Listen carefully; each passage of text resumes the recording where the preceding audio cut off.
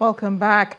The Chief of Staff to the President, Abba Kyari, has led other top government officials to receive new African women's champions, the Super Falcons, on arrival in Abuja. The 9-time African champions flew into the Nnamdi Azikiwe International Airport minutes before 4 p.m. and were received by Mr. Kyari, NFF General Secretary Mohammed Sanusi, as well as other officials of the NFF. Holding aloft the Women AFCON trophy, the Falcons were widely cheered by Nigerians at the airport and responded gracefully before they entered the bus that conveyed them to their hotel in the federal capital. Meanwhile, two eminent Nigerians, Aliko Dangote and Abdul Samad Rabiu, have donated the sum of 50 million naira and 25 million naira respectively to the victorious team. Arsenal came out on top in the North London derby, sinking rival Tottenham Hotspur 4-2 in a scintillating match at the Emirates and leapfrogging them to go fourth in the English Premier League table. A brace from Gabonese striker Pierre-Emerick Aubameyang and strikes from Alexander Lacazette and Lucas Torreira helped overhaul goals from Eric Dier and Harry Kane, who notched his 8th in 8 derbies. Liverpool's Divock Origi scored a bizarre 96th minute goal in sensational circumstances as a terrible Jordan Pickford error gifted the Reds a 1-0 victory over Everton in the 100th Merseyside derby at Anfield. At lunchtime, Chelsea held off a spirited Fulham side to claim a valuable 2-0 victory in and move up to third in the English Premier League. Meanwhile, the Netherlands and Germany have been drawn together in the qualification for the 2020 European Championship at today's draw in Dublin. Germany will also play Northern Ireland, Estonia and Belarus in Group C when the qualification competition begins in March. Holders Portugal must face Ukraine and Serbia in a tricky 5-team Group B, which also includes Lithuania and Luxembourg, while world champions France drew Iceland and Turkey in Group H. Elsewhere, 3-time champions Spain were drawn in Group F with Sweden and Norway and Romania. France drew Iceland and Turkey in Group H. England, one of the other informed teams from the Nations League, faced the Czech Republic and Bulgaria in Group A. Deontay Wilder and Tyson Fury are both eager to have a rematch after a thrilling split decision draw. At the post-fight press conference, former world champion Fury had appeared to have the upper hand for the much of the fight. In the post-fight press conference, he claimed he won the fight. Wilder, who knocked Fury down twice, confirmed he would be happy to have a rematch with Fury, but still hopes to unify the heavyweight division in a blockbuster bout with IBF, WBO and IBO champion Anthony Joshua. And now to stories outside of sports. World leaders are currently meeting in Katowice, Poland for the Climate Change Summit. And 4 former presidents of the United Nations sponsored talks are calling for decisive action over the planet, which they say is at crossroads. Experts say that drastic cuts in emissions will be needed if the world is to reach targets agreed in Paris.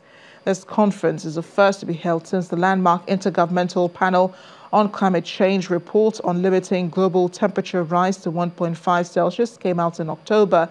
The IPCC stated that to keep to the 1.5 Celsius goal, governments would have to slash emissions of greenhouse gases by 45% by 2030. A recent study, however, shows that carbon dioxide emissions are on the rise again, after stalling for 4 years. Israeli Prime Minister Benjamin Netanyahu and his wife Sarah may be facing charges for alleged fraud and bribery following a recommendation by the police. The Netanyahu's are suspected of awarding regulatory favors to Bezeq telecom firm in return for positive media coverage. Mr. Netanyahu has rejected the allegations, and the Israeli Attorney General will now have to decide whether to bring charges in the case. In a statement today, Mr. Netanyahu insists that the recommendations were determined and leaked even before the investigations began. In February, police recommended indicting Mr. Netanyahu in 2 other corruption investigations, although he dismissed all the allegations as baseless. South Africa has marked the World AIDS Day with the launch of the Peace of Mind and No Regrets Condom campaign, as well as a broad-ranged screening program in line with the National Wellness Campaign. Leading the celebrations to mark 30 years of the World AIDS Day, Deputy President and Chairman of the National AIDS Council, David Mabuza, challenged more youths to join in the fight against HIV and AIDS to secure a healthier future. The celebrations took place in Soweto, Johannesburg, where men were encouraged to get tested. With a global slogan for this year, in South Africa, it's Cheka Impilo, know your status, and the spotlight is on carrying more young people along in the fight against HIV and AIDS.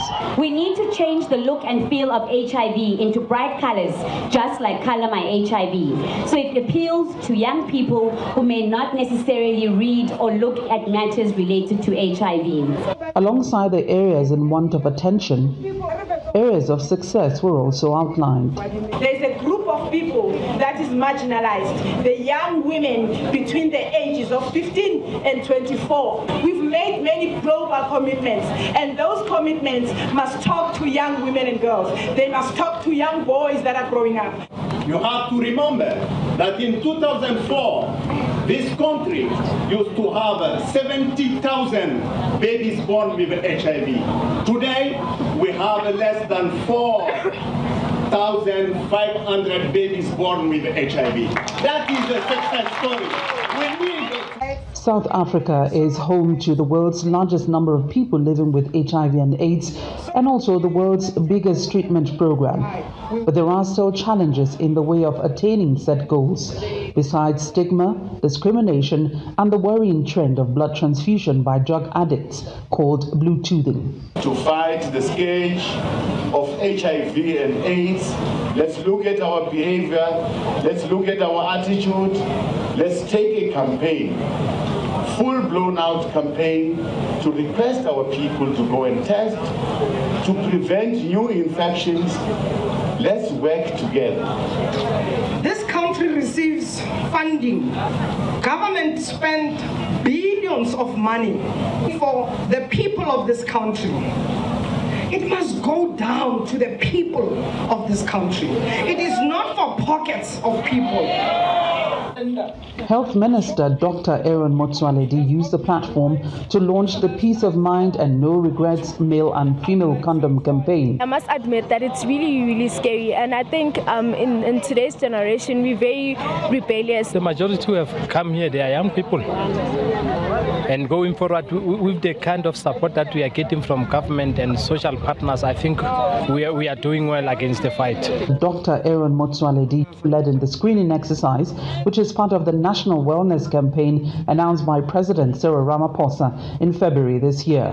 The search campaign aims to add 2 million more people on ARV treatment, 80,000 more on TB treatment, and encourage regular cancer, diabetes, and blood pressure screenings among the citizens. From Dobsonville, Soweto, South Africa, Betty Dibia, Channels Television News. And the main news again.